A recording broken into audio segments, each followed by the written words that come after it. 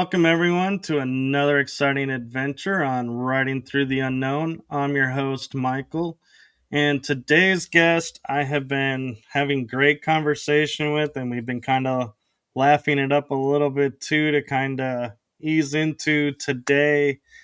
And he brings a lot of great topics, and we will do our best to try and flow into all of them, and whatever we can't, I feel confident we can cover in another episode. And I know, I normally don't speak that ahead of time, but that's how much belief I have in this guest and the knowledge that he's bringing and the excitement behind it. And I want to thank everyone that's in the chat room that's already, starting to comment and watching. And so I'm going to stop rambling on to give our guest more time. And we discussed this behind the stage, and I am not going to butcher his last name. I am instead going to say, I'm going to turn it over to my amazing guest, the one, the only experiencer, wisdom keeper, and insightful Alexander. Thank you for having me on. I wanted to say that I was excited before our conversation, but right now I'm even more excited after saying this cinematic intro. It was epic. Thank you. Aleksander Czeszkiewicz. Yeah, see, that's why I said I am not going to do that last name. And Don't worry. I gotta say though, as it goes with names, I like how your body goes in and moves with the you're saying it. It's like it's not just a word. It's like it's a energy and everything with it. And so that's really cool and fun to watch. But for those that are watching, I do believe, if memory serves right, because we started talking a little while ago, and I've been having kind of a busy schedule, but you reached out to me about being on the show. And when we were talking about topics, I was like, oh my gosh, you like hit so many that I'm like, oh, I love this topic. And you asked me, like, Will, which one do you want to start on? I'm like, I don't know. They're all so great. But so while we decide which one we're going to start on, could you give a little bit of background as to who you are for the audience, please? Yes, my name is Aleksander Czeszkiewicz, and I'm a Polish researcher and author of Deja Vu Has Everything Already Been. And I first wrote this book just at the age of 17, and it's like 400 pages something, so it's pretty, maybe not heavy, but it's a pretty decent book. I got a few compliments from other authors, so I started very early this journey into, some would say, alternative history, lost civilizations, also mysteries of the entire universe, reality, and so on at a very early age, because I was basically bored to some extent. The answers that I was given when it comes to textbooks, when it comes to the educational system were not enough for me. It wasn't enough when I was learning about history, when I was learning about biology, physics. I had a deep feeling that there is something more to everything about our universe, and that's how I started going beyond what was only in the curriculum, what was beyond science. I thought to myself, how do we know that ancient Sumerians were, for instance, the first civilizations, as I was learning? How do we know that before there were these and this hominids? And how do we know our history turned in this way and not the other?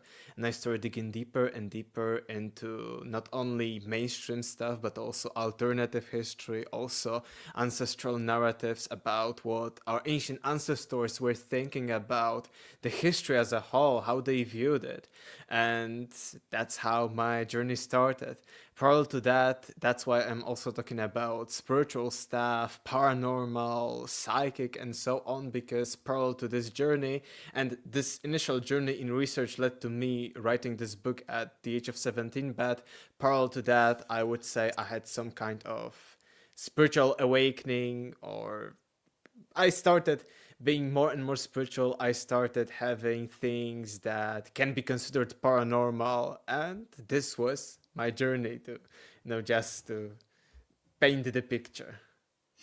No, that's amazing. And to me, it's amazing that at 17, to be able to write a book about such a heavy topic is impressive. And the fact that instead of being bored and just being like, and just deciding, I'll just, chill or do this or that, that you were like, no, I'm bored. So I'm going to go learn. I'm going to go read about this or that. And so that's a testament, I think, that not many people have anymore. And so I just want to acknowledge that to you, that that is really cool that you did that and had the foresight to do that and to awaken yourself to all these different topics and to see, the fact that, hey,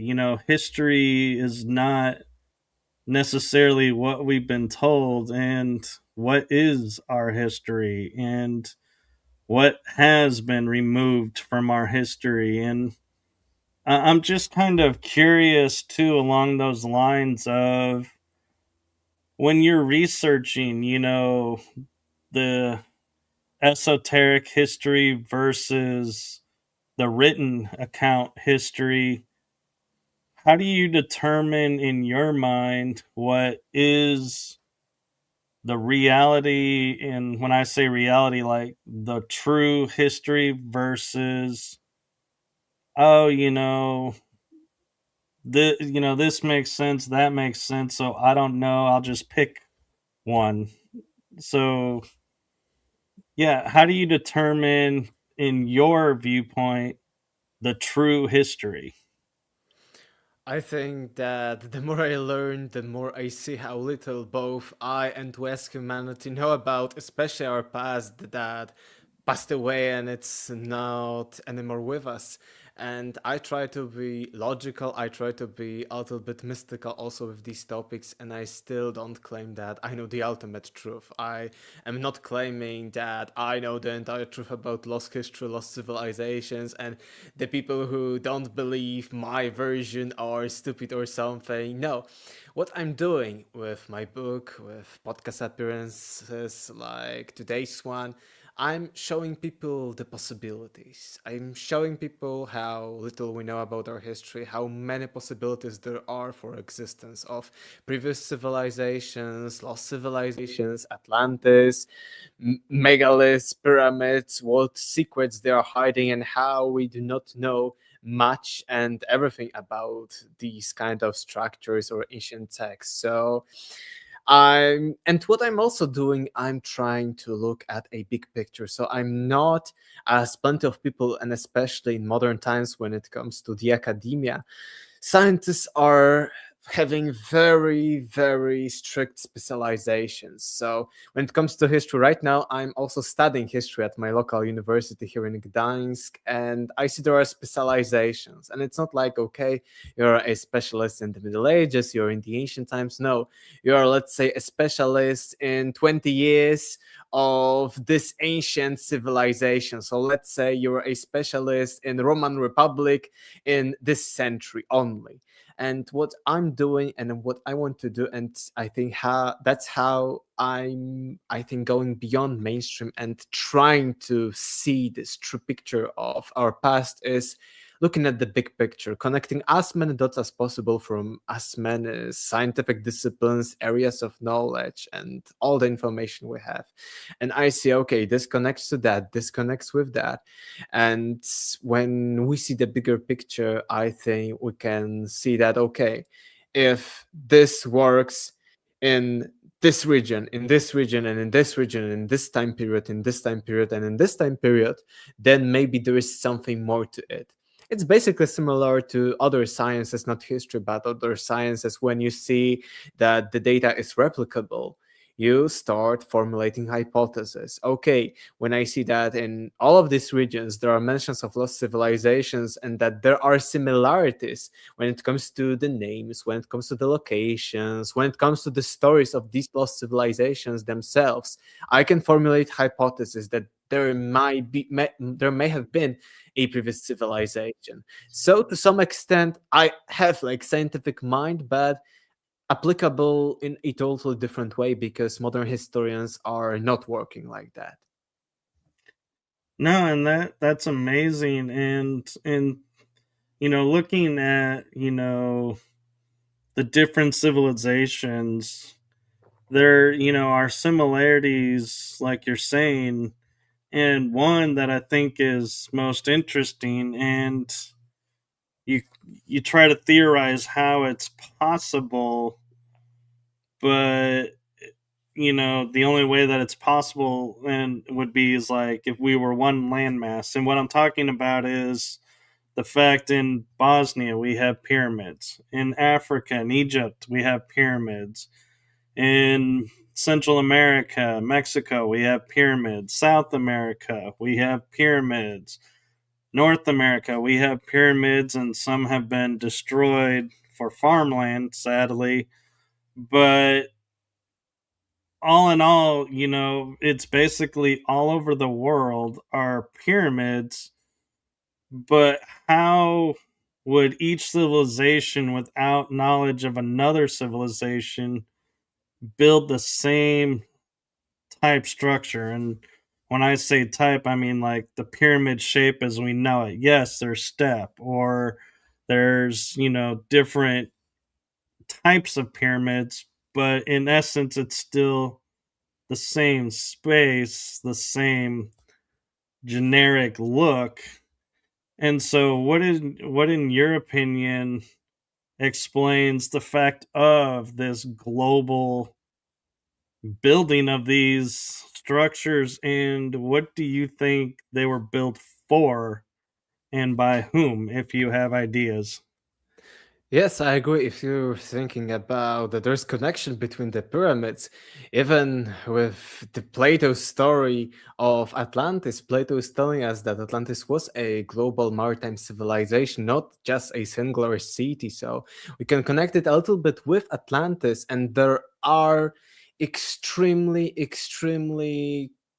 very similar connections when it comes to pyramids from plenty of different regions of the entire world. But also, we need to be a little bit rational, logical with that, because the pyramids can arise independently of each other, because most of them, as you've said, are not like straight pyramids. Some are like stepped pyramids, some are just mounds that we often call the pyramids. And I think that if, let's say, we are very primitive human beings, like ancient people, like hunter gatherers, or we just started civilization, I think that the pyramid shape, the mound shape, is the easiest way to build up. Because let's say you want to build something high and you're primitive. Would you build something like a tower? It would be very difficult to build a tower. It could very easily collapse. So what you're doing, the easiest way if you want to go up and build up, is to build a pyramid, a mound, a step pyramid. So I think it's very logical and rational to say that, okay, that's why there are pyramids everywhere on Earth. But that's for, and it's applicable for many of them, but for the other many of them, there are similarities between them that are beyond this explanation that it's just an attempt of primitive humans to build up, and that's the easiest way to build up. Because, for instance, the three famous pyramids of Giza have similarities with the Mexican, so on the other side of the world, pyramids of Teotihuacan in Mexico. And you see that, okay, here we've got three main pyramids in Giza, there we have three main pyramids in Mexico with Teotihuacan. You see that all of them are lined up from the biggest to the smallest. Okay, but still, maybe it's just a coincidence. But then you go into the alignment of them. They are both in Egypt and in Mexico aligned to the Orion belt. And you think, that may be something more than just coincidence. But then you go even deeper and you see the dimensions. The dimension of the biggest, the Great Pyramid of Giza, when it comes to its base, is almost the same as the pyramid, the biggest one, the Pyramid of the Sun in Teotihuacan. What is also interesting is that the Mexican pyramid, the biggest one of the Sun, is also almost exactly like within 96, 97% half of the height of the Great Pyramid of Giza. So I think if we want to think even logically, even scientifically, even skeptically, in with this example, we see that it's much more than just a coincidence because we have so many things. Let's list the similarities. Okay, one, it's a pyramid. The second, there are three of them. The third would be they're all lined up from the biggest to the smallest. The fourth would be the Orion belt alignment. The fifth would be the size of the base of the biggest in each, in Giza and in Mexico. And the sixth would be the biggest one is half of the height of the Egyptian one, the biggest one in Mexico. So I think that's how we should think about that. That okay, some pyramids are very primitive, some pyramids may arise independently of each other, but it doesn't mean that it applies to all of them. So that's, I think, the middle ground between thinking, okay, all of the pyramids are from a global civilization, which is truly not the case because some of them can be dated, and we see that some of them are from completely different ages and from different people. But at the same time, it doesn't deny that there are connections between them. Right, and there's also the fact of like what we call the step pyramids. I believe is like Sumeria has them, but we also are starting to find underwater off of the coast of Japan is step pyramids, and so it's like, wait a minute, if these are underwater, does that mean Japan was larger, or did they like slide off in like an earthquake, or how did it end up in the water? Or and there's something that we don't consider: was it built in the water on purpose?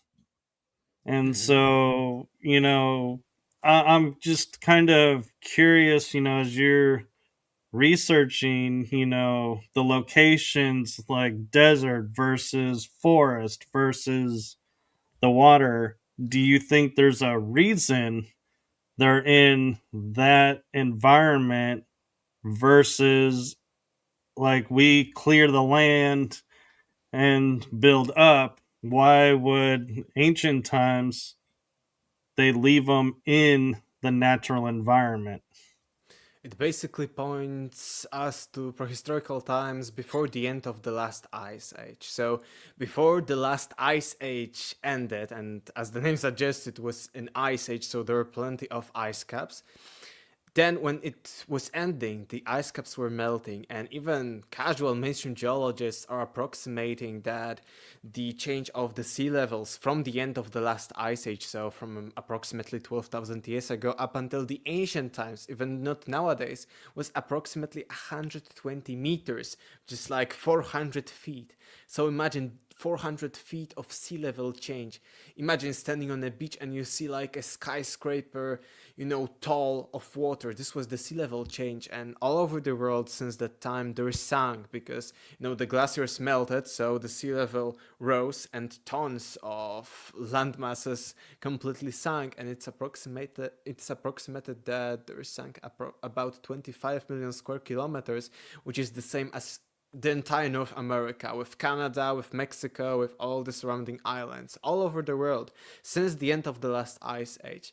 And we come back to Plato's Atlantis because Plato is dating the lost civilization of Atlantis approximately 9,000 years before Solon. So he actually points to the destruction, or because it's not like clearly stated, he points that Atlantis was at the end or before the end of the last ice age. So it's logical that it could have sunk due to this sea level changes, but it also connected to what you were talking about, different structures. It's not only the famous Yonaguni near Japan, but also near Azores, near Cadiz, Spain, near Cuba. There are plenty of anomalous underwater objects that may have been created by human beings, and these objects could be from before the end of the last ice age, so from before the sea levels changed and the water rose up 400 feet, 120 meters. And it would connect these structures to this idea of a lost civilization, whether it was Atlantis or any other kind of previous lost civilization. And it's interesting because we, for instance, find plenty of anomalous maps that are from, for instance, medieval times, the Renaissance times, and they are showing us, maybe not like there are these famous ones of Antarctica, but there are plenty of other maps that are showing us clearly structures like geographical landmasses, like the Beringia Bridge connecting Alaska with Russia, or plenty of islands from before the Ice Age. And I believe that's how it's connected with what I talked about. Atlantis by Plato was a maritime global civilization, that it was much more than just a single city, and maybe some of the pyramids and some of these underwater ruins are clearly connected to a civilization that existed before the end of the last ice age. Yeah, I kind of agree. And as we're talking about, the ancient maps, when we look at the maps of when they say like Pangea was around, where we were one giant landmass that broke into the world that we know today, I find it kind of interesting because we can put all the pieces together and make one giant landmass. But to me, what I kind of find interesting is that's today's map, yes. But when we're talking about like Atlantis and Lemuria, which were large land masses that disappeared, how do we truly know what Pangea looked like, because we're not accounting for large continent sized land masses? Because like I've heard, like Atlantis referred to as the lost continent, not the lost island, which to me says, it was much bigger than what we realize. And if so, where and how would it fit in a map and of the ancient times? Have you ever thought about that and looked at maps and been like, oh, this is where it would fit? Yes, of course, Pangea is this idea of millions or even hundreds of millions of years ago. Even I don't remember the exact date, probably 1 billion or something. So there could have been plenty of changes. And also, if you truly like use modern map and try to fit the continents together, they fit. But still, it's not like 100% truly fit that goes of this of America's fit with the with Africa or Europe. They fit very similarly, but still it allows there to be some kind of island stuff. But Atlantis was never meant to be a true continent, even in, let's say, channeling visions of it. But by Edgar Cayce and others, they say it was a significantly sized island, but never a continent. For Plato, it was of the size of Libya and Asia Minor, which would also let it be like maybe half of modern Turkey or something like that. So I don't think it was a huge, huge continent.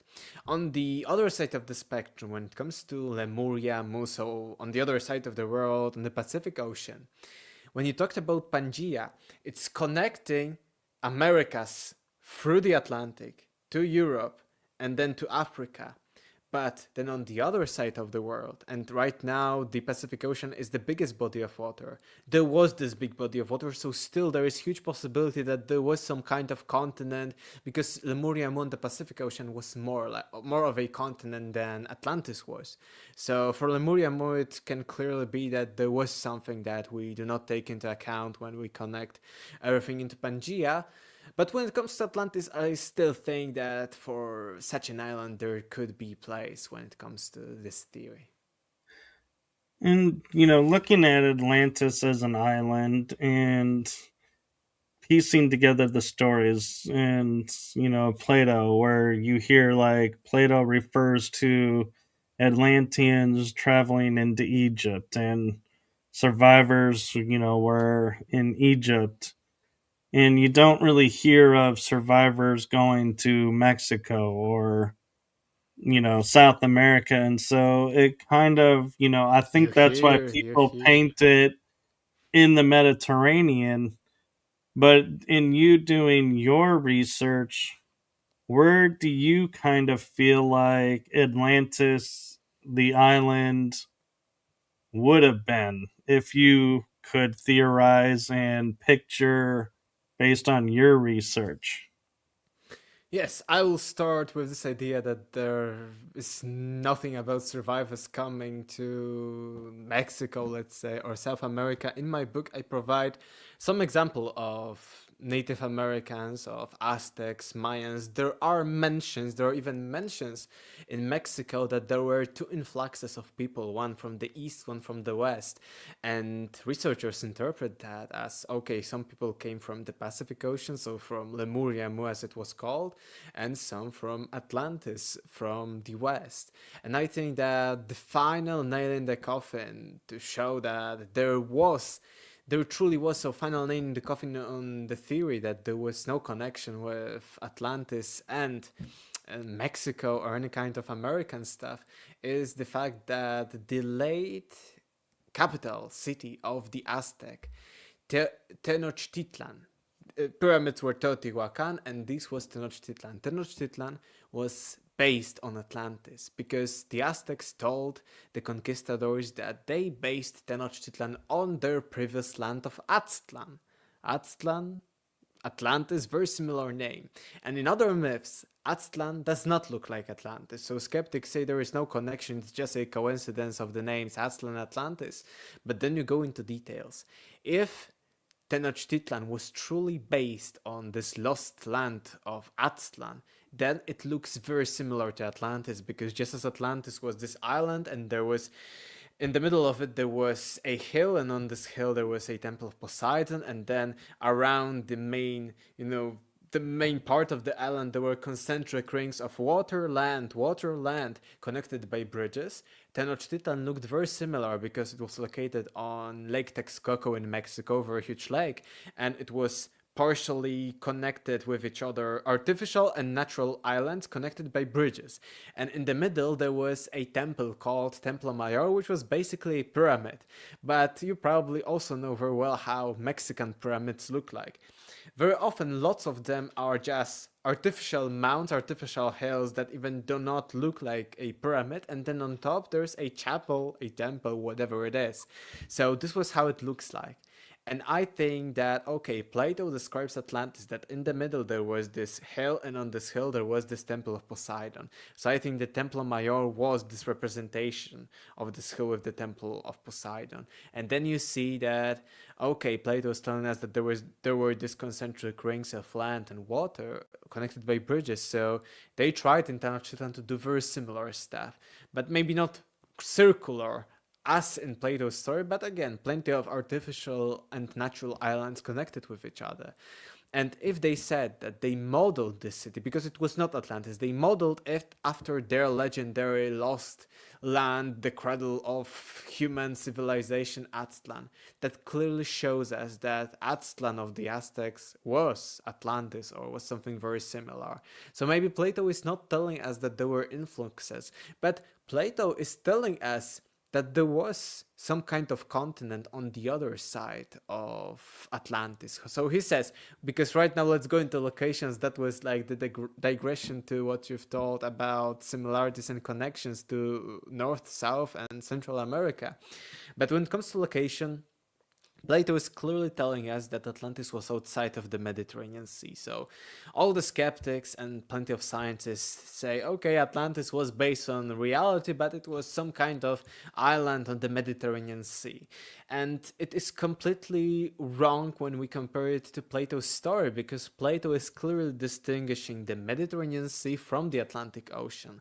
He calls the Atlantic Ocean Okeanos, and he says that when you go out of the Mediterranean Sea, there there are these pillars of Hercules, and then in front of them, whatever it means, there is this civilization of Atlantis, lost island of Atlantis. And then there is this huge okeanos, which is clearly a different Greek word to Mediterranean. Mediterranean Sea was called completely differently.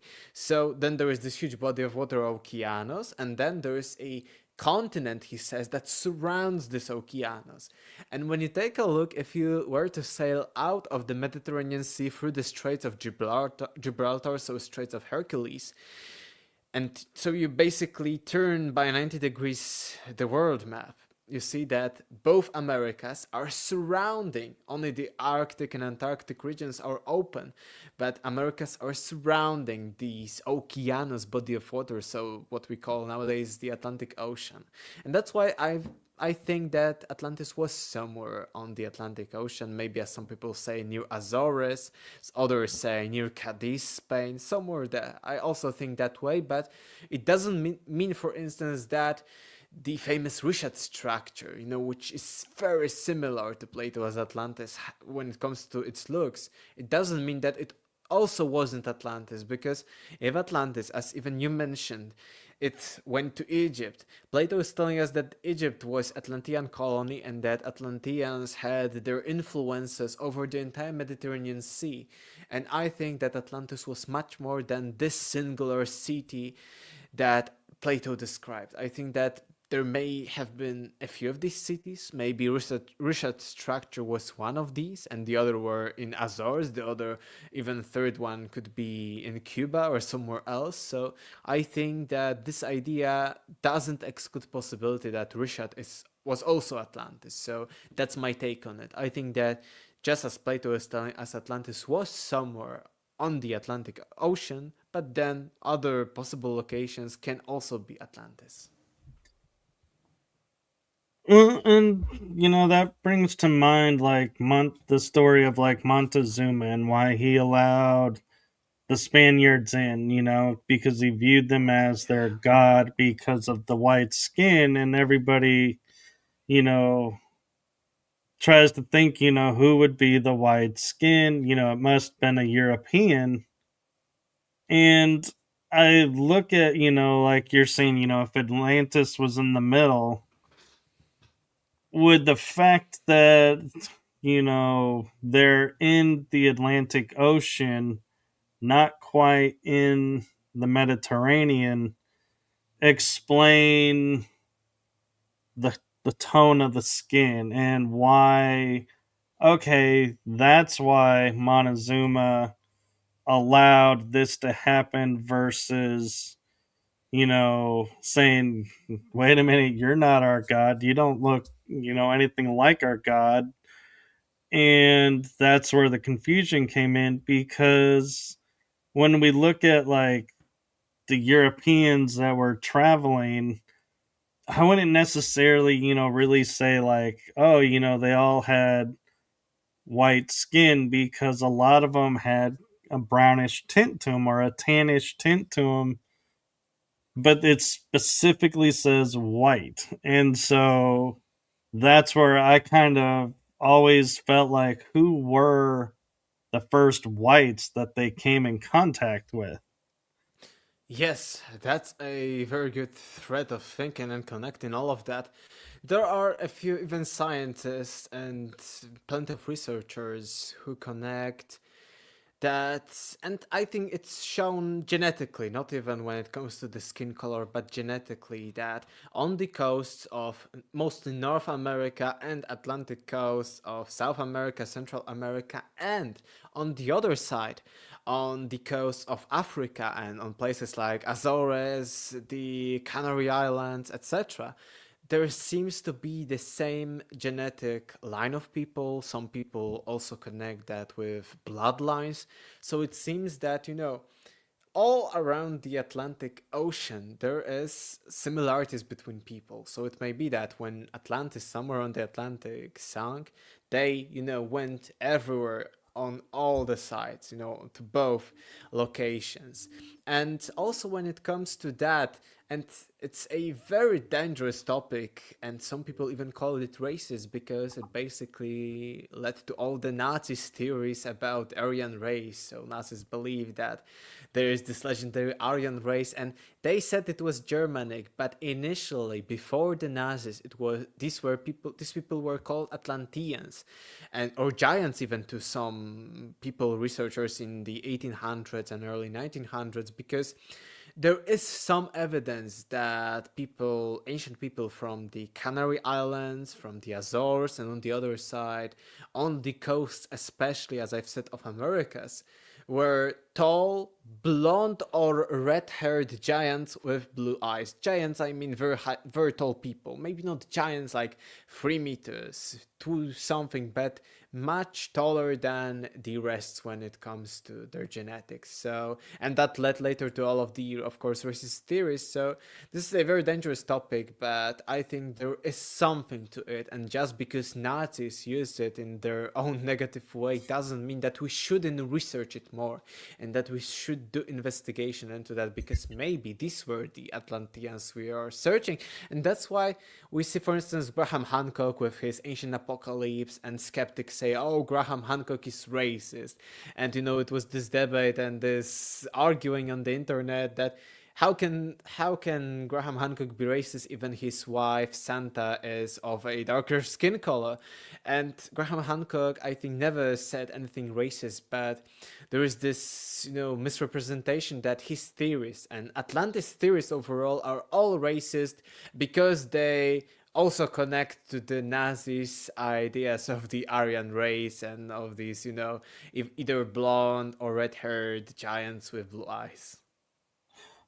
Right, and I agree, and I think people just will do what they're gonna do, and it's unfortunate that we're in a world where we all can't share ideas. That we have to conform our ideas to a certain extent, or we get banned or mocked and ridiculed, and so and in that aspect, I kind of wonder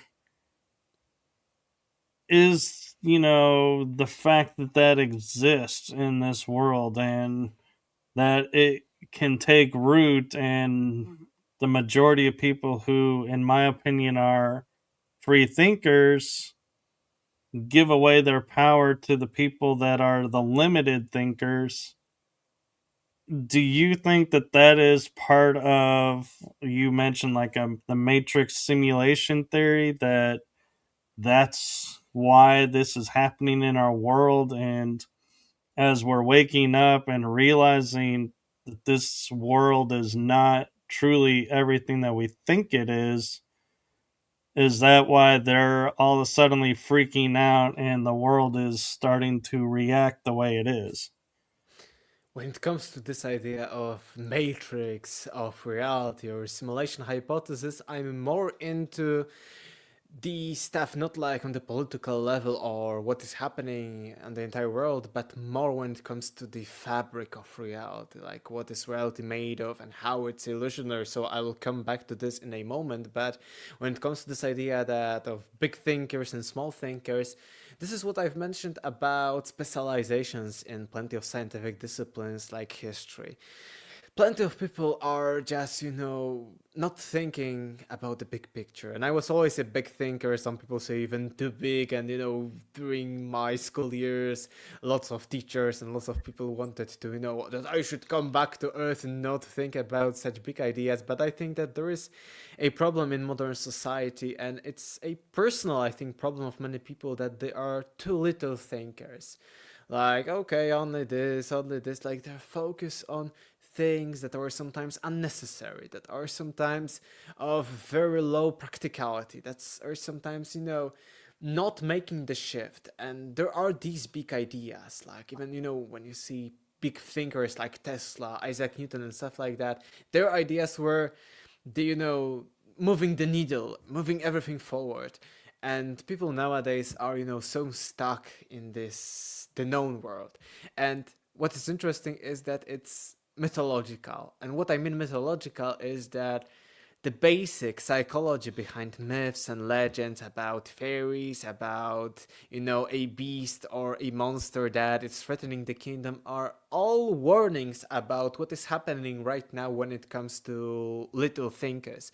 Because when it comes to the basic story, psychologists found that most of these stories are all about hero that undergoes an evolution or goes on a journey, and throughout this journey he goes beyond what is known to people, what is known to humanity, and with this knowledge of the unknown he comes back and he slays the dragon, kills a monster, because initially there is, let's say, a kingdom, and this kingdom is the metaphor for the known world, and hero is going outside of the known world for his own adventure, for his own journey, and he comes back with knowledge that's beyond what the kingdom had.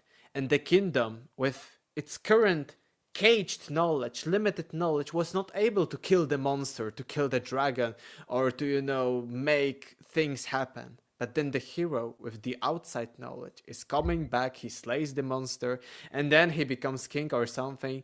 So that's what basically is when it comes to the evolution of knowledge. Even, scientists claim that it's how there are paradigm shifts in science. That, let's say, the current paradigm is the known world, and all the science is only about what is known, and we are specializing in small fields, and we are still within the bubble of the known. And what we are doing as, let's say, alternative researchers or people interested in paranormal stuff that are outside of even the domain of science, we are going outside of this bubble into the unknown, and we do not know. We do not know what Bigfoot is. We do not know what this paranormal stuff is. We initially don't know what Atlantis was, but we are, going outside of the known, and then we can come back and say, and we are doing that. We are coming back and saying to science, you are skeptics. You say that there is nothing paranormal, nothing spiritual, but how you explain this phenomena? How you explain that phenomena? How you explain, this kind of stuff? And this is how science is, evolving, but it's a very, very slow process, because how science basically evolved in very, very past was that there was this paradigm of like, okay, we assume this was true about our history, this was true about physics, but then you see one anomaly that, for instance, Newtonian mechanics were not applied to like very small quantum level, or it wasn't applied to a big level of the Einstein's gravity stuff. So you see there are more and more anomalies incoming, and current paradigm cannot explain anything about that. So then you go beyond that, and then you come back with new knowledge, and when there is too many anomalies, science can say, okay, they do not exist, because they can say that lost civilizations do not exist if they have only little examples of that. But then the more examples are coming, the paradigm shift is incoming. So I think that this is metaphorical, this is mythological, this is legendary, psychological on all level of the current society, that lots of these skeptics, lots of these people that are putting other down because there are conspiracy theories, because they are believing in some spiritual paranormal stuff down, they are doing that because they are still functioning from only this limited cage of the known, of the science, etc. But if, for instance, I go here on our show and I show you this anomaly, that anomaly, and there are too many of them to ignore, you need to take them into your assumptions, into your theories about the world, about history, and then there is this paradigm shift because you update your theories and you see, okay, our previous assumptions were wrong, and we need to take into consideration possibility that there was Atlantis, that there was a previous civilization, that there were connections between the ancient world and ancient cultures from Mexico to Egypt, etc. And maybe Plato was, to at least some extent, right and not wrong with his Atlantis story. So that's this whole idea about current state. But as I've said, the matrix reality stuff is a little bit different, and we can go into it further. No, I appreciate the clarification and, and the insight. And one thing that I'm kind of curious with, if you've tied or have any theories behind, is when we look at megalithic structures that are all around the world. Like, for example, there's Adam's calendar in Africa, there's Stonehenge in America and in the UK. Do you feel like those were created by a lost civilization and that there's a connection between all of those? And I'm going to also include in there the Moai statues where we're starting to figure out they're full bodied. We always thought were just heads because finally somebody decided to dig a hole and discover, hey, there's more to this than meets the eye. So, do you think there's a connection to lost civilizations there that we just don't consider because we just say, oh, these people made it? Yes, there's a huge connection when it comes to the megas from all over the world, from Easter Island, through South America, through Europe, Egypt, and then as far Asia, China, Japan, Korea, and stuff like that. But I don't think that all the megaliths are connected in that way. I provide in my book specific examples, what I called prehistoric cyclopean architecture of these polygonal walls. I think the best example of which is this megalithic mosaic in Sacsayhuaman, Peru, or everywhere in Cusco. So we are basically talking about huge rocks that are connected to each other, very tightly fit. You cannot, into many of them, fit like a sheet of paper or a knife in between them, and they have no mortar at all. So they are polygonal, not like just basic squares or circles. They are polygonal, very tightly polished and fit together, and they are huge. And we see similar megalithic polygonal walls on Easter Island. It's not only the Moai statues, but there on Easter Island we see this exact same megalithic walls as in Peru, the entire Andes region in South America. But then you go to Europe, Greece, Italy, very similar structures. And even here in Greece, these structures are considered the oldest. Before the Greek civilization even appeared, these walls were already built. And historians say, oh, they were built in order to, not let invaders come into these civilizations that were just starting here in Greece. But actually, the Greeks had a different version of this story. They said that's where the Cyclopean Walls name comes from, because they basically said it were Cyclops before humans who built these megalithic walls. So even the ancients did not claim that they built the walls, but these were Cyclops who built them.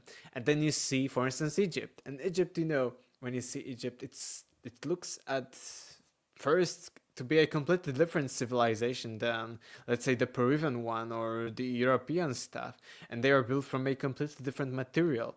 But at some of, I believe, the oldest sections of both, let's say, the pyramids, and it's especially being seen on the third one, the Menkaure pyramid, or in places, because the Giza plateau is not only the three main pyramids, but also plenty of different structures, like shafts, like temples, and one of the temple near the pyramids is underground, under the level of the pyramids. It's called Osirion, and it's built entirely of these huge megalithic blocks, similar, almost exactly the same to the Peruvian Sacsayhuaman Cusco walls. And what is interesting is that other architecture in ancient Egypt was built it was built completely different. It was a completely different architectural style, and none of such blocks were used in other buildings in ancient Egypt, and there were huge buildings built there.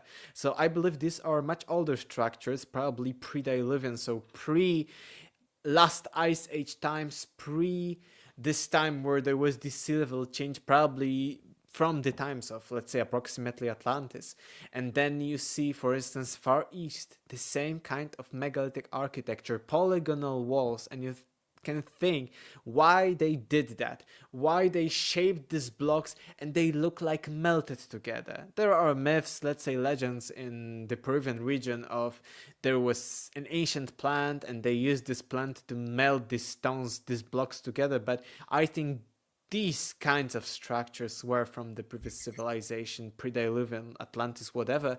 And I always tell people, even when you ask researchers or people who were to all these places, if you take a picture from the Egyptian, from these blocks, which are of course a little bit different in color, a little bit more beige, a little bit more yellow than the Peruvian, which are just gray.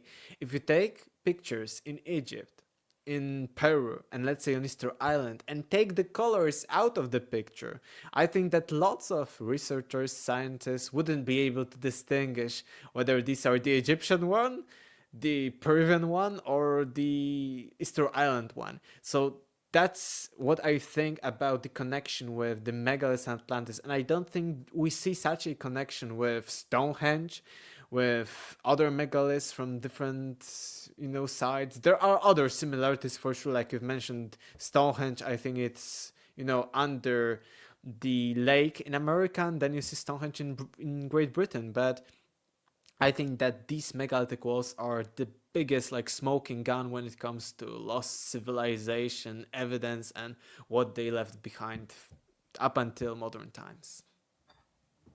And that's, and I never thought about, the stones being the same. And I'm kind of curious, as we're, theorizing, how these are built and everything. These stones that are like solid pieces, whether they're obelisks or the stones of like the pyramids or Stonehenge or Adam's calendar, wherever they are. Adam's calendar is different than what I talked about, and I believe that it may be even, and it is, I think, probably it was dated even by scientists that it's much older than that. So it's a different story, I think. Okay, well, I'm where I'm going with the idea though is if in ancient times we were able to move these stones around because like Stonehenge, there is no quarry nearby that we know of that they could have used for these stones. So, how were we able to, in ancient times, transport these stones, lift them up, set them into place?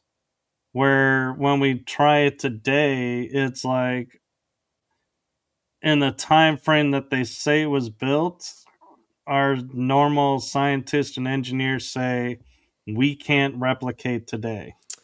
I wouldn't agree so. I researched the stones very, very extensively, and there were plenty of attempts to showing that, let's say, the Stonehenge are only a few tons of weight. There are others that are hundreds of tons of weight.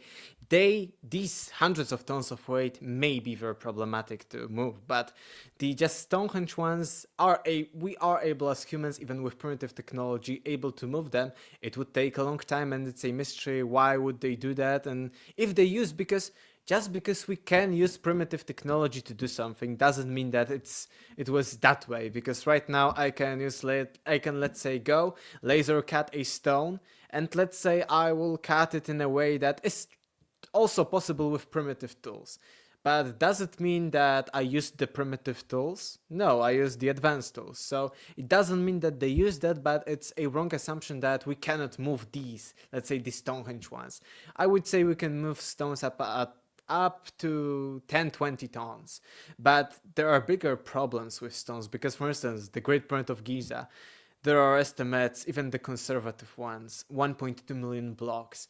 And when you divide it by the time they allegedly built the pyramid, let's say in 20 years, you see that each stone would be needed to be cut, transported to the site, and then ideally placed on the Great Pyramid in like 5-9 minutes, depending on how many blocks we estimate. I have the calculations in my book, and I think that's the bigger problem. Or the bigger problem could be these megalithic walls, how they did that. They are so tightly fit together, and why they did that. So, but I think with just transporting the Stonehenge block, it's not that big of a deal. It's very, of course, exhausting. It's very, if they truly did that as what we call primitive people with no advanced tools, it's truly fascinating and remarkable achievement, but still possible.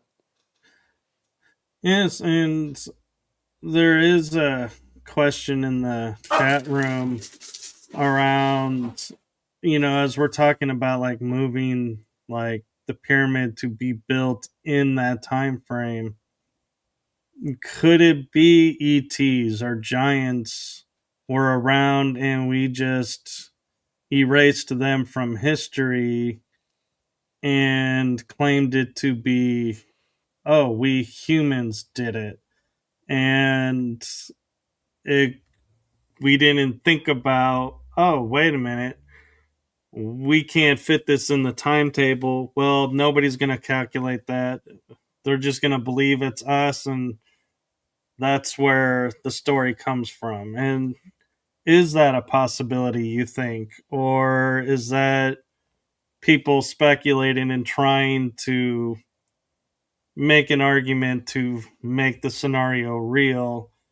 And both sides are going to always be in conflict because both sides are kind of tweaking the story to make it fit and not looking at the real picture.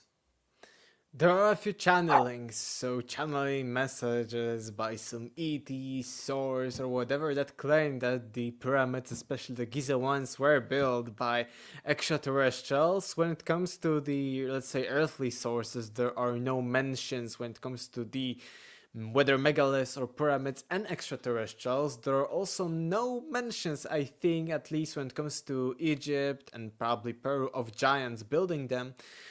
But when it comes to giants, I always tell people that there is even huge within scientific paradigm, huge possibility for giants to exist because right now we are the only hominid species on Earth. Like we are different than monkeys, than apes, than chimpanzees, than gorillas. But in the past, and during the times of anatomically modern humans, so during our existence as our species, we coexisted with plenty of other hominids. Like the Neanderthals, for instance, they weren't our direct ancestors, but they coexisted with us. But at one point, we coexisted with at least, for now, 5 other hominid species. And amongst these species were Neanderthals, were Homo denisovans, but were also hobbits, Homo floresiensis, 1 meter tall, so like half, 2/3 of a human being, like some even smaller than that. And they were hominid species. They built things, so they were more advanced than monkeys. They used tools. They were hominids like Neanderthals, but they were very small, and they were discovered in early 2000s mostly. So I think that there is a huge possibility that if we coexisted with 5 other hominid species and we are still discovering other species of hominids and we are still nowhere to have a full list of them, and even when it comes to some of the hominids we only have a few examples. So imagine if we have a few examples of this hominid race, maybe some other race completely vanished and their, let's say, remnants completely got destroyed throughout hundreds, tens of thousands of years, or maybe millions of years.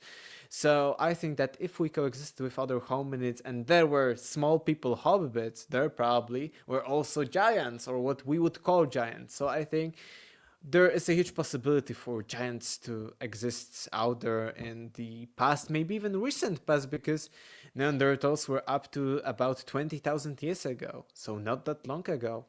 And I think that giants could have been there. I don't know if they built pyramids or megaliths. I don't think I can right now think of any source that, like ancient texts, or mentions giants, that giants built megaliths or pyramids, but maybe there are some. And and one thing that I look at too, as we're talking about like the evolutionary scale, is there's always that scientific little nuance of, we're like, yes, we were here, here, here. Wait a minute, we're missing this, and now we're here, here, here we are. And so there's that little thing known as the missing link. And I've kind of find it a little bit interesting when, we look at, science and trying to figure out our place in the world and everything. a lot of people seem to like just skip over the missing link and go, oh, this is, this is this and this is the flow. And we're like, wait, what about that missing link? Oh, it's missing. Don't worry about it. It's like, wait a minute. So, and we have in ancient stories like the giants or Nephilim. Could that be the missing link? And tie in, but because in our modern nomenclature we're like giants are a myth and the Nephilim is just a story, they never really existed. Is that why they will continue to say the missing link is missing and we can't establish who it is because they're trying to keep that link out of history? Maybe yes, maybe it was so problematic to us because when it comes to the Nephilim and other mentions of giants, these giants are not always benevolent to human beings, so maybe it's like trauma stuff that we wanted to, let's say we killed them, that even Greek myths of Cyclops, let's say, we killed these Cyclops, these giants, whatever there were, these beings, and then we wanted to completely erase this memory. There is, I think, that possibility. When it comes to the missing link, I think there were not like direct missing link, let's say, between us and previous hominids. I think that they were just parallel to us. They were for sure a missing part of our history and probably a very important part, but I think they were more like, let's say, a branch. So this is like previous hominid, and these are us, these are giants, these are hobbits. So we are parallel, but we are not like directly that giants are here and we are the offspring of giants. Maybe to some extent, just as we could procreate with Neanderthals, and we have some Neanderthal DNA. So I think there could have been, like in these stories, that giants took earthly women for them, etc. It could have been possible in some cases. There are even cool legends. These are legends, but maybe there is some truth behind them, that when Mongols in the medieval times, about 700, 800 years ago, were coming from Mongolia, so far east, up to Europe, here in Poland, we were fighting the Mongols in the medieval times. When they were traveling through Central Asia, they probably, or at least according to legends, found such hominids. So still a few hundred years ago, there probably were these hominids, because they mentioned that they were not apes at all. They were like human beings. They were very hairy. They were more primitive, but there were cases of humans having children with these beings, which means that these couldn't have been monkeys or apes or chimpanzees, but they needed to be some hominids closely related with us, Homo sapiens sapiens, depending how we call ourselves, because there is still a debate on that. And I think these are very interesting stories, because also the Epic of Gilgamesh and Kidu in there is also like a hominid being. He can live amongst human beings. He's much stronger, much more hairy, maybe a little bit less intelligent, but still not a monkey. He's like at least intelligent to use tools, to be amongst humans, and to live. And there isn't a mention of procreation, but in the legends of the Mongols, there were. So I think these are like missing part of the history, but I don't think there are like a truly missing link, like when it comes to our species, how we evolved. And there is, I think, another missing link about what was happening when our modern species, so anatomically modern humans, appeared, because according to one of the main genetic theories, we basically appeared out of a total random genetic change called the diffusion of chromosomes. So we have 23 pairs of them, but it seems that our ancestor had one pair more than us. And what is interesting, that in most cases when we have different chromosome pairs, like in modern humans, if we have a pair less or pair more of chromosomes, it's very problematic. The Down syndrome is caused by having not ideal number of chromosomes. But in these ancient human, prehistoric human, or pre-human species, it led to us anatomically modern humans that were much better than other hominids, much more advanced, and geneticists traced this DNA that due to this fusion, completely random event, and it's like when it comes to probability of it happening, it's like 0.000001, plenty of zeros. It's not impossible, but very improbable to happen. And such fusion should have led to some negative changes in this prehistoric human, but it actually led, and geneticists were able to trace it. It led to higher cognitive abilities, to grow in prefrontal cortex, also to being able to experience higher emotions like compassion or love that is not like selfish love.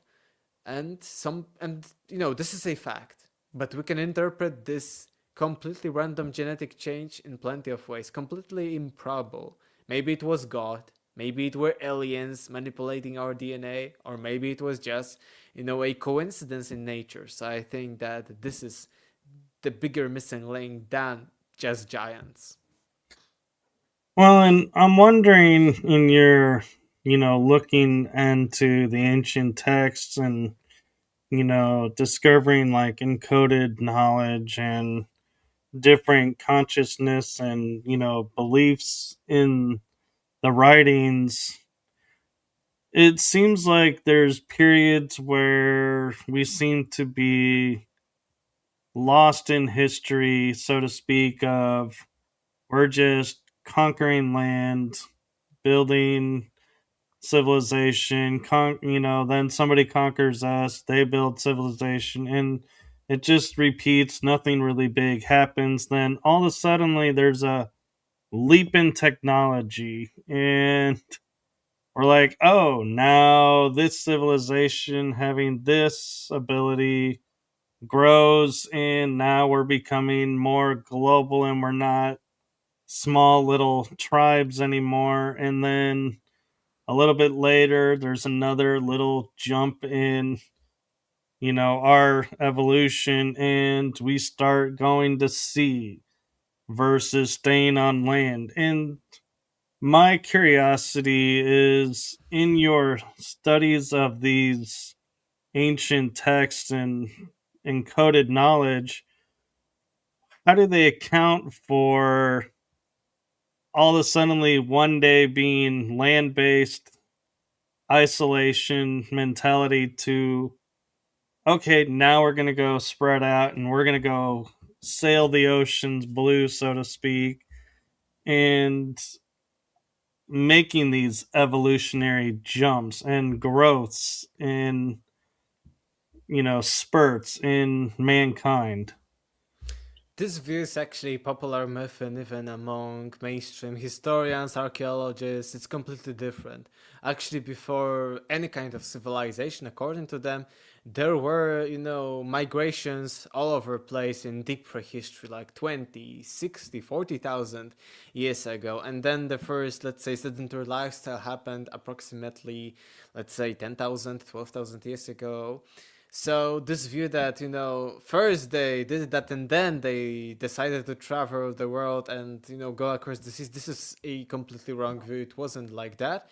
When it comes to the evolution, let's say, and all of a sudden starting civilization and stuff like that, there are plenty of myths from all over the world that there were some kind of teachers of mankind, gods, demigods traveling and building civilization. Sometimes anew after some kind of cataclysm. Sometimes there is no cataclysm mentioned, but they are building like that.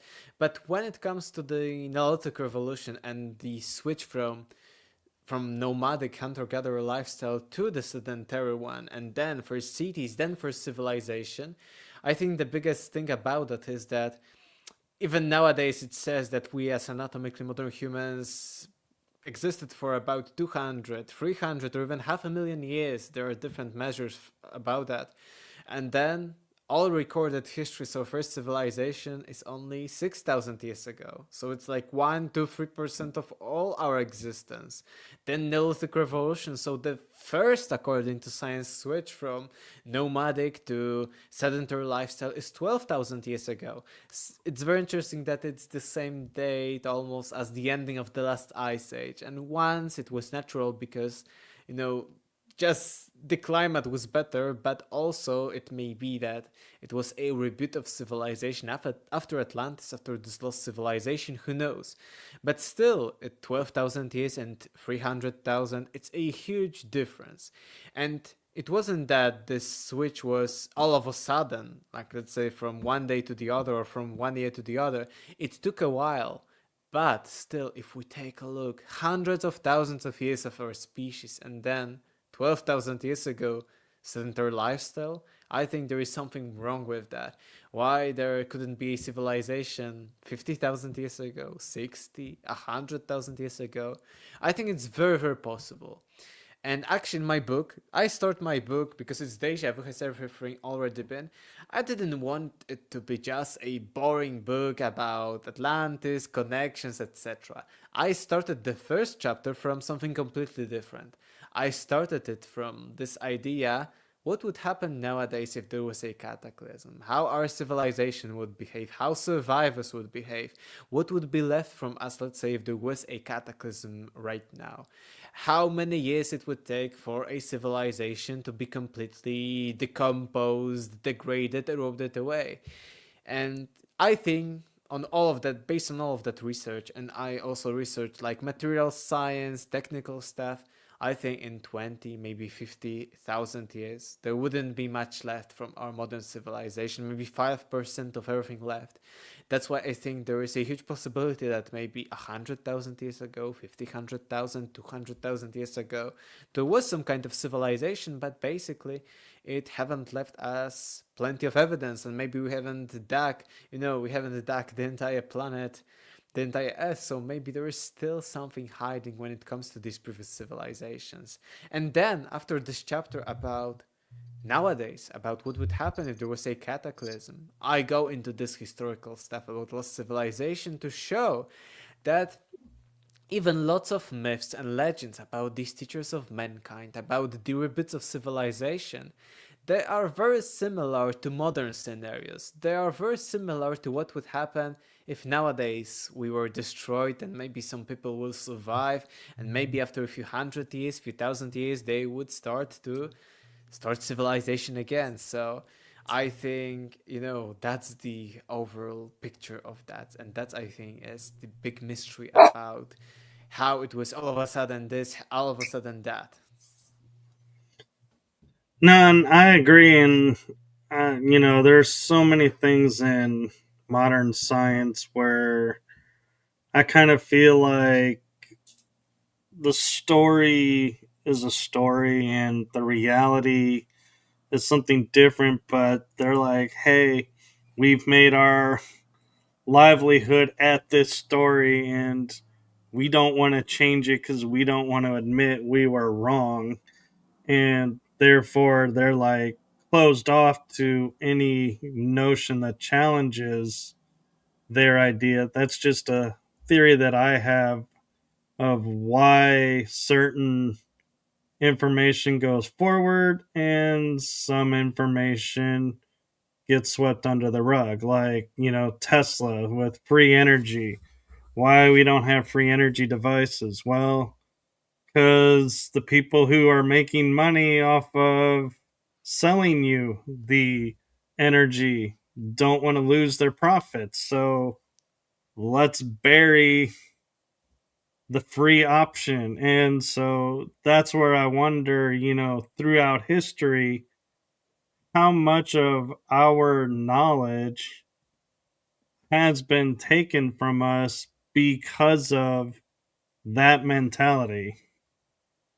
Yes, for sure it was taken. I think that because when it comes to history, and that's that was my biggest shift, and that's why I started researching all of that.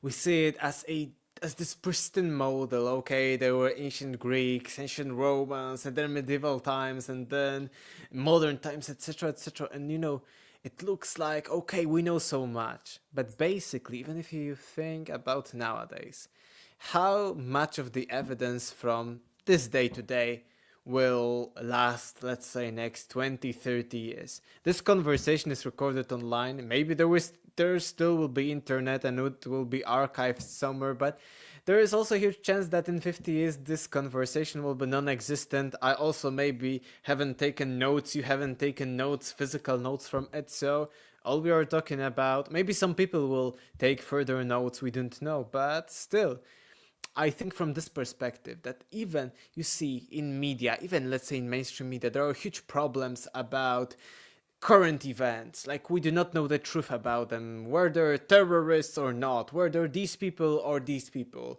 how this happened, how this collision happened, how this murder happened. So imagine if we know so little about current times, how little we know about ancient past, how little we know about prehistoric times. So one, I think it's just that not plenty of things survived. It's natural. Not plenty of things survived thousands of years, tens of thousands of years. They erode away, and not everything is archived, recorded, whatever.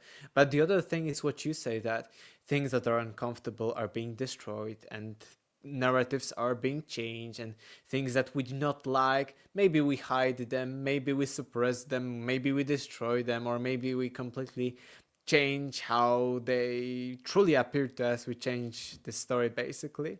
So I think it is a big case, and that's why I'm a big believer, and that's what I'm showing with all I'm doing. I'm not showing you, okay, everyone is a fool because they don't believe in lost history and lost civilization. No, and I don't claim that, oh, I know how the pyramids were built, I know how this were built. No, what I'm showing is I'm showing basically the possibilities, that we do not know much about our past, that there are so many things that are unexplored, mysterious, both when it comes to history, both when it comes to the entire universe, both when it comes to physics, science, biology, whatever, spirituality, the biggest mysteries of our own existence. I want to show that. You see this example, you see this example, you see this example. This may, at first, when you learn, let's say when you start learning about something and you learn, oh, this theory, but when you start going deeper and deeper on a particular topic, you see, okay, this is just a theory. It may be correct, but it doesn't mean that it is the true answer. Or maybe it seems correct, but it's based on little evidence. Or maybe it sounds correct, but this is against that and this is against that. So I'm just showing possibilities when it comes to everything. Right. And I'm kind of curious, as we talk about like knowledge being encoded in ancient text, and I'm going to use, hieroglyphs and stone carvings in this example.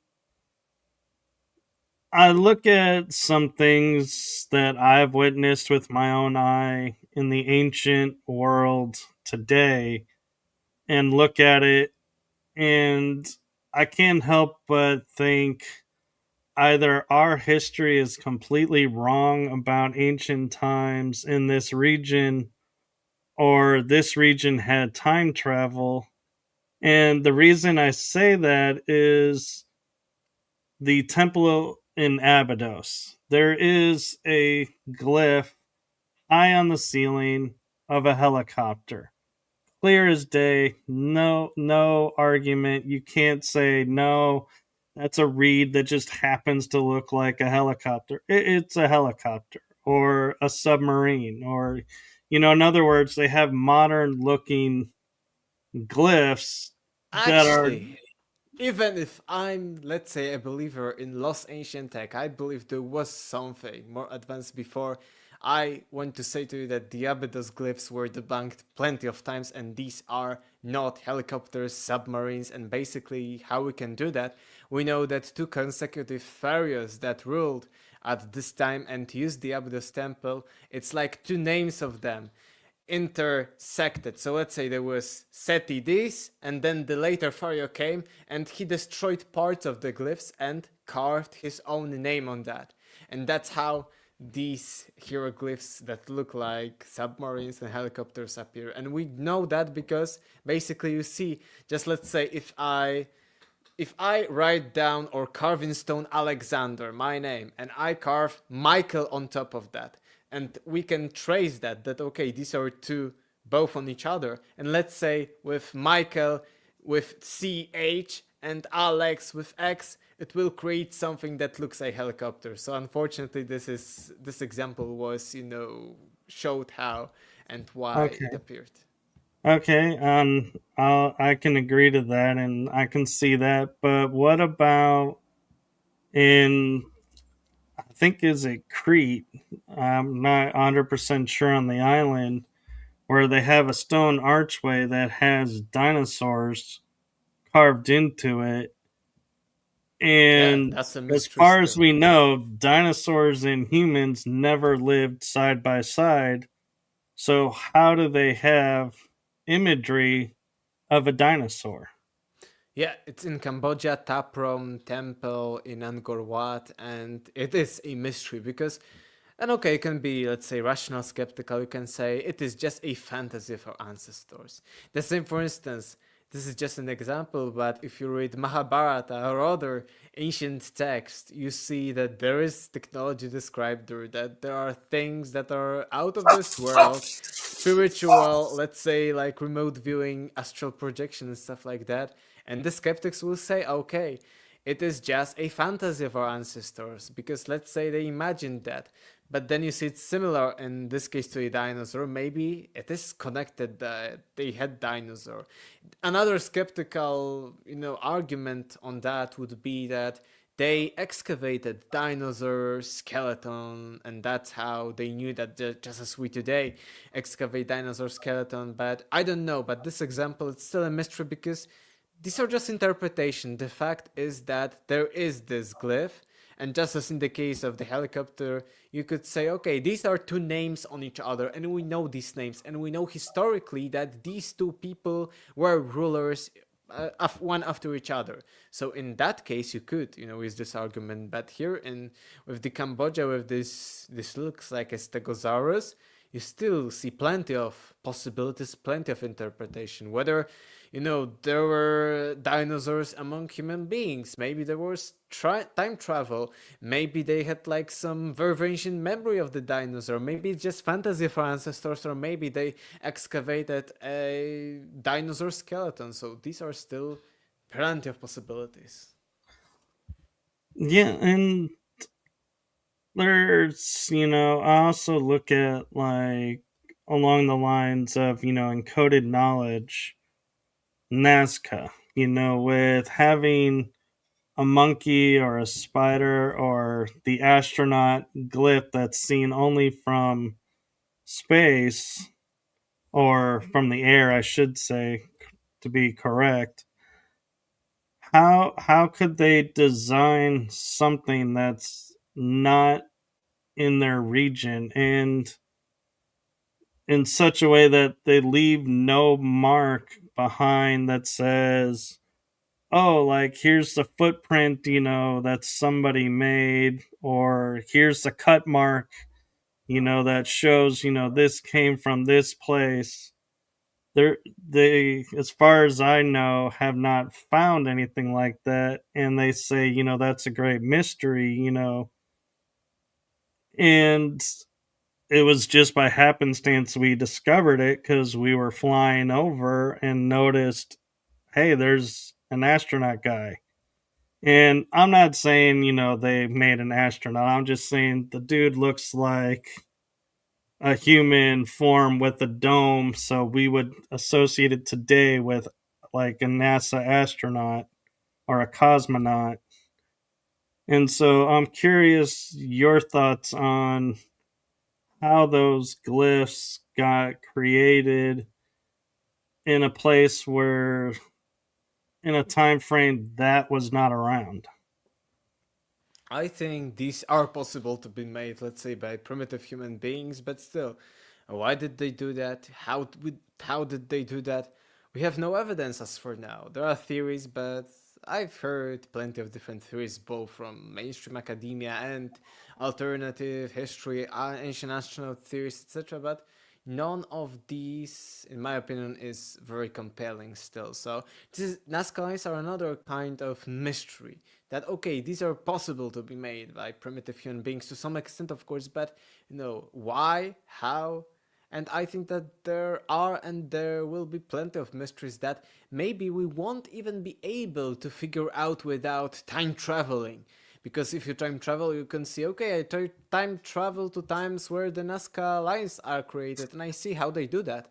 But without that, if there are no evidence left because they got destroyed or they were like never made at all, I think this will be still a mystery. But I'm not that heavy on Nazca lines. I think that there are like better examples, as I've told, with megaliths or with different myths that are very similar to each other and point to the same kind of story and to the same kind of lost civilization of Atlantis. And I can agree, and with that, and how many mysteries that can be discovered by going back and re-looking at.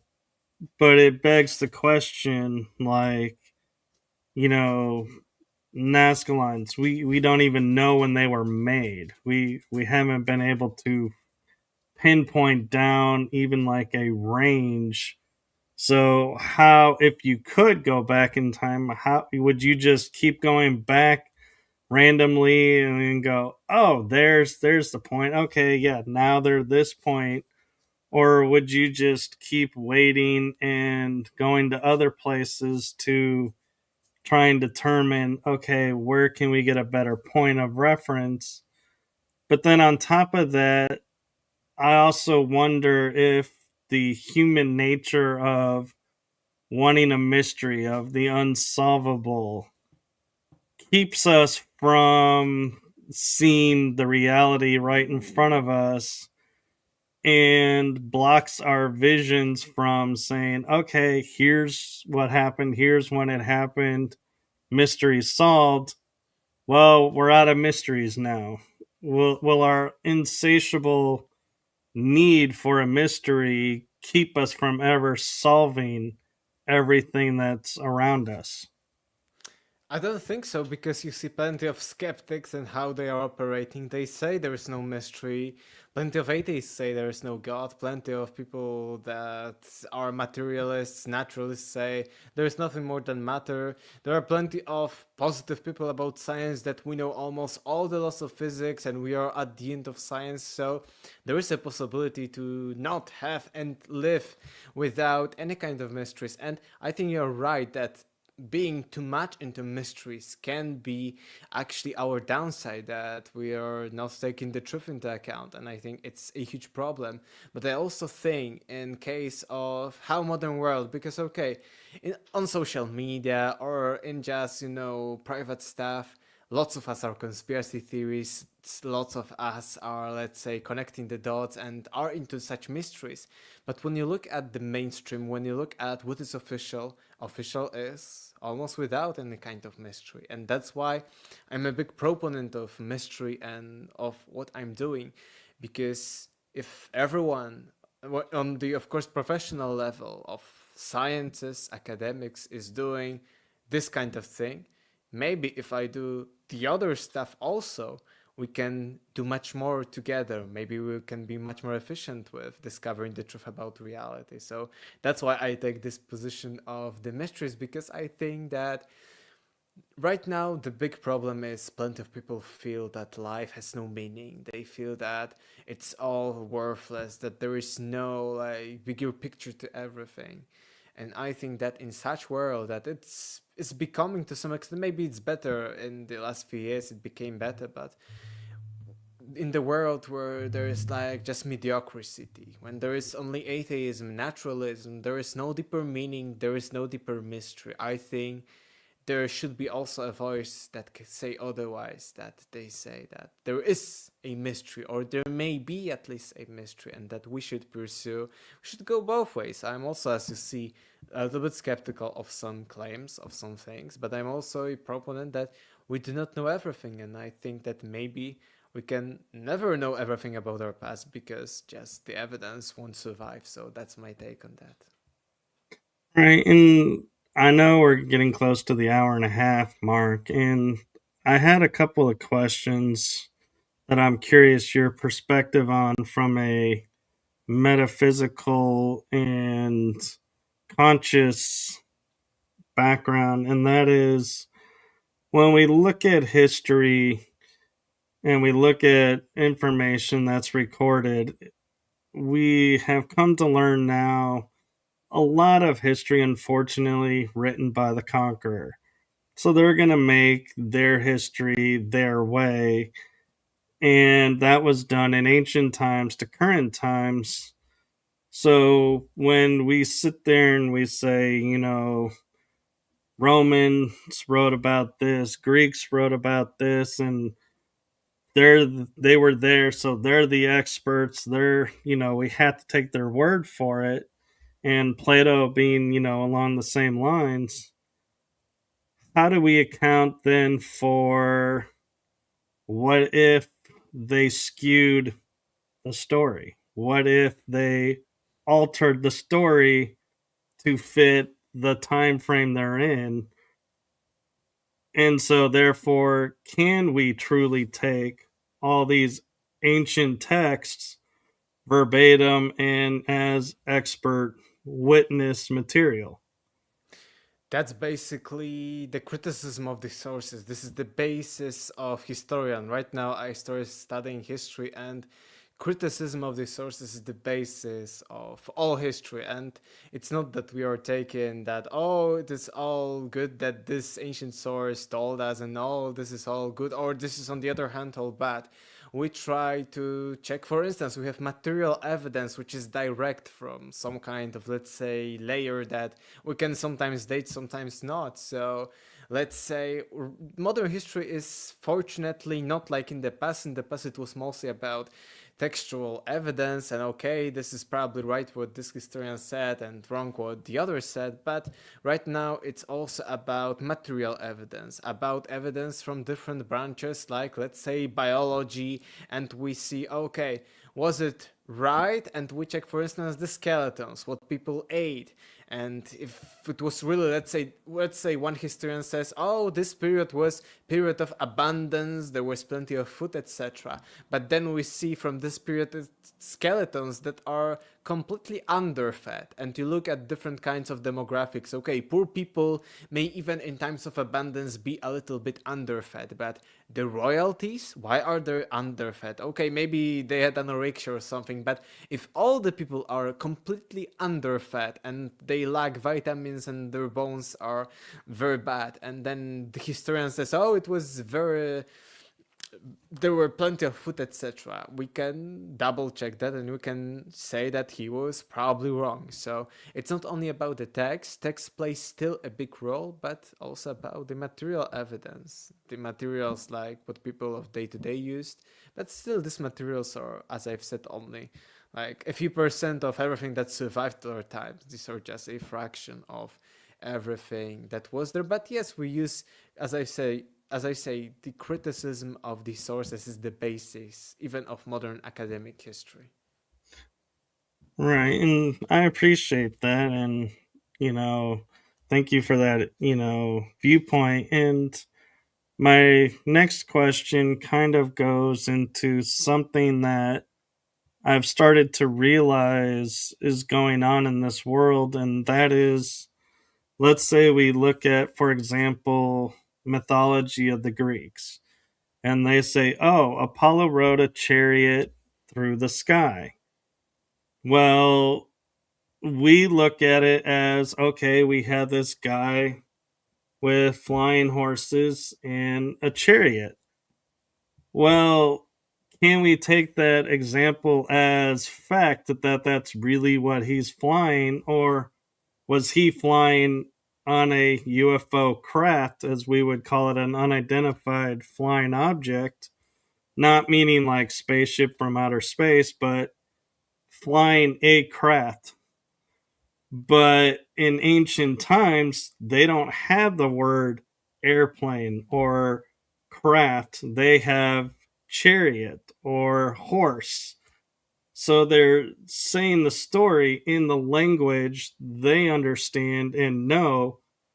So when we're reading these stories and we, don't look at it in the ancient verbiage, is that, in your opinion, lead to a lot of confusion and why a lot of people, start to create the quote conspiracy theory because they're looking at it and going, wait a minute, if they didn't have this word, how would they describe this? And so is that proof that this existed or not? And so when you're looking at text of the ancient, and interpreting, encoded knowledge, do you look at it from the source of what was the language and you looking at it in modern and trying to say this is what they were saying?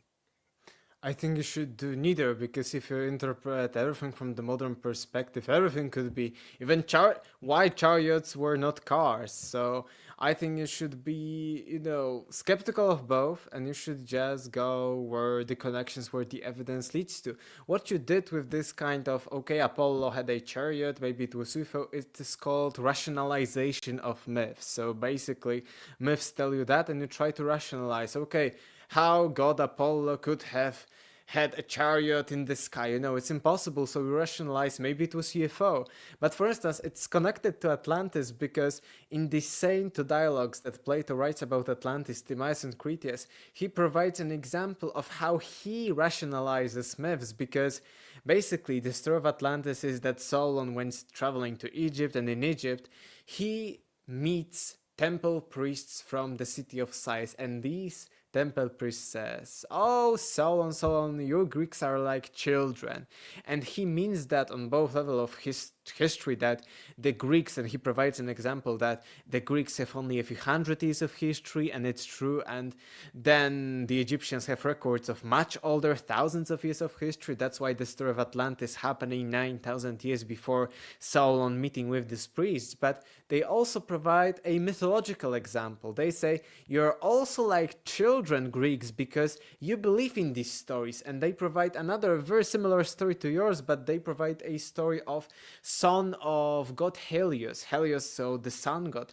And this son of Helios, Phaeton, takes a chariot, and he cannot steer because it's his father's chariot, and it's like, again, a flying chariot, and he burns lots of earth when he's driving this chariot because he cannot, tame the horses.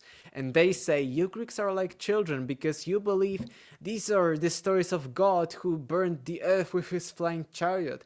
And they say these are natural events. So basically like a comet, like some kind of asteroid impact. So this is another kind of rationalization of myths. You rationalized flying chariots with UFOs, and ancient Egyptians in Plato's story rationalized flying chariots with natural phenomena, like these are comets, these are asteroids, etc. So there are plenty of stuff like that, and I think that it's not that easy. Okay, only interpret it in that way, only interpret it in that. I think it's much more complicated, and when you go and analyze everything, connect all the dots, then you can see, okay, maybe it's that. And I think in particular cases, maybe you have two different myths, and one is very UFO-like, but the other similar. You say, wait, this is similar to the UFO myth, but it's not a UFO, it's a comet. So I think it's much more than just interpreting everything from modern perspective or the ancient one. Right, and I appreciate that, and yeah, and I guess where I'm trying to comprehend is, when we look at like ancient texts, like I have a friend who reads the Bible and he interprets certain events through the zodiac and is like, okay, yeah. And then it helps to make the story make sense because, like, Shepherd in winter with his flock of sheeps. Well, sheeps don't go out in the fields in winter. So how is, a shepherd out in wintertime with sheep? But if you Mm, look at it through the zodiac, oh, that makes a whole lot more sense. But then again, it's like, I don't, it's like, am I rationalizing through a means, and I'm looking at, this source now skewed through a filter instead of what's really going on. And so, how do we look at ancient text, and how do we look at ancient knowledge and not skew it and just learn from it by what it is and understand what it's telling us without filtering? yeah, yeah, that's a good point, and I think that there may be even a possibility that these are metaphors, these are encoded in some way, but what if we are never to be able to decode them? What if this knowledge about the meaning was completely lost? Let's say right now I imagine a story that I want to encode in a myth, and I write down the myth, but I never leave you a clue how to interpret this myth. It's only my interpretation, my stuff, and I never told anyone about that. Would you be able in the future to decode the myth that I created? Probably not. Maybe you would find out the way how I encoded it, but I think that there is still a possibility that we will never find what these myths truly went. But I also think that when you research lots of possibilities and you go not only within mainstream and not only to the other extreme of conspiracy theory, when you are balanced, when you take into consideration all the possibilities from all the sides of the spectrum, then you sometimes feel like this inner feeling like eureka of scientists and inverters that you finally probably cracked the code. And I think that still it's a matter of how much knowledge we have and how much we learn, we read about stuff, and then we can finally see that okay, maybe, and I don't claim that I cracked this code, but maybe you read so much, then you see, wait, there is the same code in all of the myths, in all of the texts, in all of the legends. I think that to some extent, I mentioned this code of the Matrix. I have entire presentations, but it's too much. It takes like 1 hour to explain that. But I feel that I cracked some of the code. Like only, I always say it's a tip of the iceberg because it relates to universal stuff, to mathematics, to geometry, to the ratios on Earth, in the solar system, and it's almost everywhere in the ancient world. But it's only like one piece, like a fraction of all the code. And maybe we'll never crack the entire code of the ancients. Maybe we will. I don't know. And I think that's how I think about these topics. And so, since, we were talking earlier, with like your book and how it's only available in certain places, it's not available everywhere.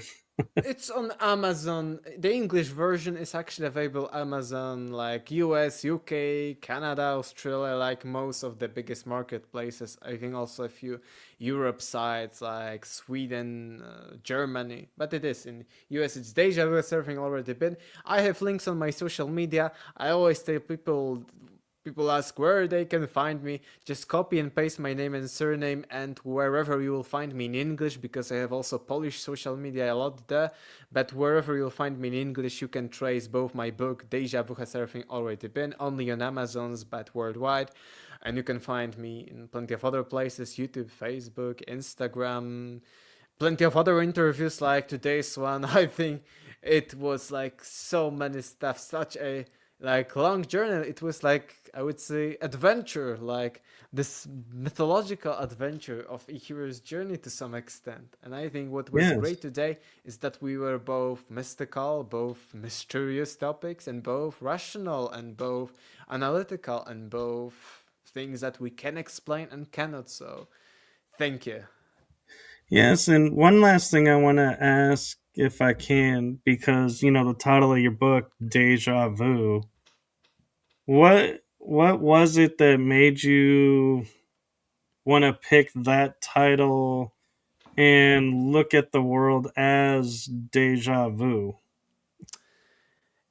Not only historical stuff, but also my own experiences about having a deja vu and things happening again. But basically, my book is, I would say, in 80-70% about lost history of humanity, lost civilizations, megaliths, ancient texts, and stuff like that. But this 20 to 30% is about cyclical history, repeating history, cyclical times, cycle, both on the physical level and metaphysical level, cycles according to our ancient ancestors from plenty of regions of the world, especially the Hindu people, the zodiac cycles and stuff like that. So that's why deja vu has everything already been. And also because I compare it, as I've mentioned the first chapter, I compare everything to the modern kind of scenario. What would happen if nowadays there was a cataclysm and we had to start anew when it comes to civilization. So that's why deja vu has everything already been. So has everything like civilization, like all the myths, all the legends, all the metaphors,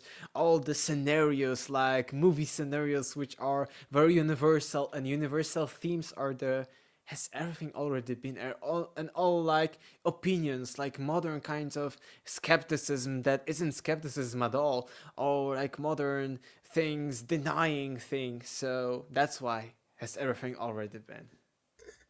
And that's beautiful because it reminds me of the adage that I heard growing up, and you probably heard it as well, is you have to watch your past and your history because if you don't learn from it, you're bound to repeat it. And then there's the other part of that saying of watch your history because everything is repeated in history. And so it begs the question, have we learned? Or are we all still stuck and we haven't learned, and that's why we constantly are repeating? So I'll leave that thought with That's a everyone. great question, and if anyone wants to find the answer, I actually tackled this question in my deja vu in the last chapters after the entire journey through lost civilization, lost history, pyramids. Then I try to find out if we learned. Because if we learned, why are we repeating the same cycles? Maybe we are still repeating these because we need to still learn about this stuff. Yes, and so I'm definitely going to put that probably on the top of my wish list or even order it today. And Awesome, so thank you. thank you. And Alexander, before I go, I want to leave you with a message that I feel is really something for you on a metaphysical spiritual level, and that is from my heart and the heart of my shows to you. Thank you for what you're doing for humanity. Thank you for being you, and thank you for being authentic and open and sharing. Thank you, thank you. I try to live by what you said. Like, no, they say do like that. No, I will do what I feel is the right way. Thank you again.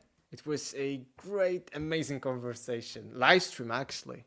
Yes, Unfortunately, and we haven't responded. There were so many questions, but I don't worry because from people from my chat, I will be talking soon with Tyron Rebirth of the Word. So we'll talk about not this stuff. and yes, and thank you. And I'd love to have you back on, and I will try We will and crack the matrix code next time. And yes, probably go into cyclical time because it's connected actually to the cyclical time. that sounds like a great So plan. remember, I And will try to remember too that we should go this route. yeah, I'll make a note to myself, and when we schedule, I'll be like, yes, we're ready for this part two and the continuation of the adventure. And I love how you pointed out, our conversation ended up being an adventure because in the beginning I said, join us on this adventure today. And we ended up actually going on Synchronicity. one. Synchronicity. Yeah. So thank you and have a wonderful day and rest of the week. And keep in touch and blessings to you. And thank you to everyone who watched and participated with this and shared your ideas. And with that, I am going to say good afternoon. I almost said good night because I'm used to night shows. Yeah, But it's good night here. I will say good night. Thank you, you too, and thank you, all the listeners, all the watchers who were watching us. yes, and with that, we're going to say bye bye, everyone.